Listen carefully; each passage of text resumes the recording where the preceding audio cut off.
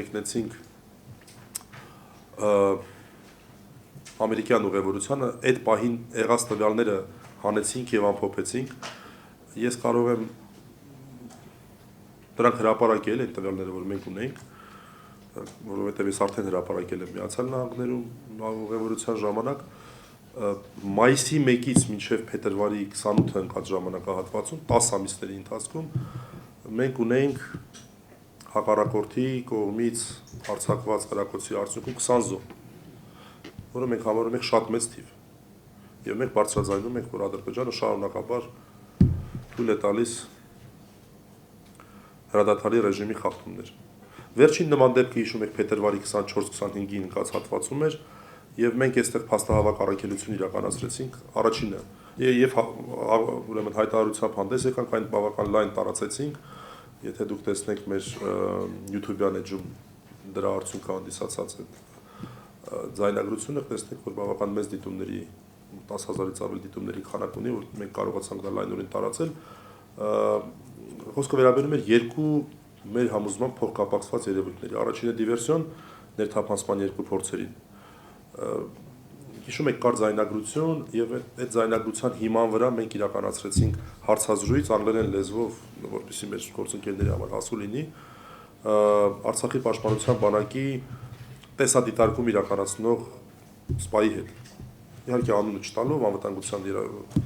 անվտանգությունը պահպանելով, բայց նա մանրամասն բացատրեց, թե ինչ ենք այդտեղ մենք տեսնում, ժոպեներով, որովհետեւ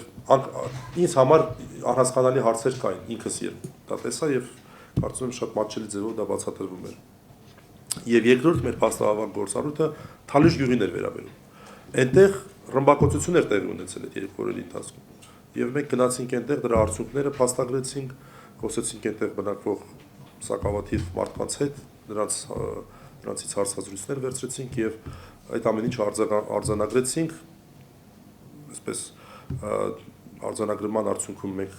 հայտարարությամբ հանդես եկանք, որտեղ մանրամասնեցինք մեր փաստահավաք աշխատանքի արդյունքը,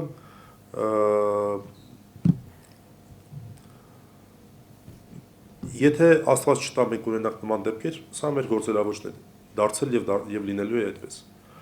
Մենք պետք է կարողանանք միջազգային հանրության համար հասկանալի լեզվով մատուցել, ձևավորել եւ ստեղծել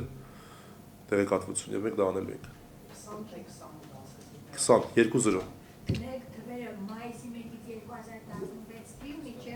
փետրվարի 28 10 ամիս ինչ մարտ ապրիլ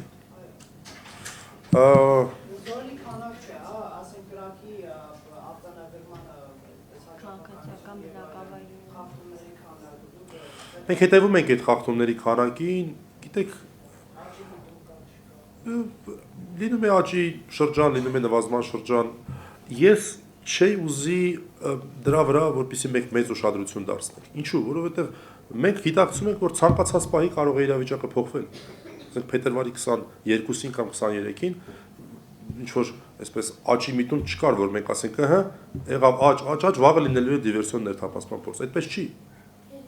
Մենք պետք է գիտակցենք, որ մենք ապրում ենք մեր հայրենիքում այն պայմաններում, երբ մենք այդ վտանգի մեջ ենք։ Եվ ոչ թե այդ վտանգից փախնենք, այլ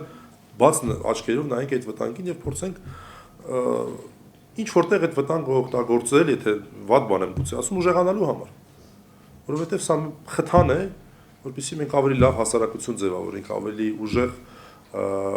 մարդու իրավունքների տեսանկյունից, մյուս տեսանկյուններից ավելի կենսունակ հասարակություն ձևավորենք։ Սա է իրականությունը, մենք չպետք է խուսափենք դրանից։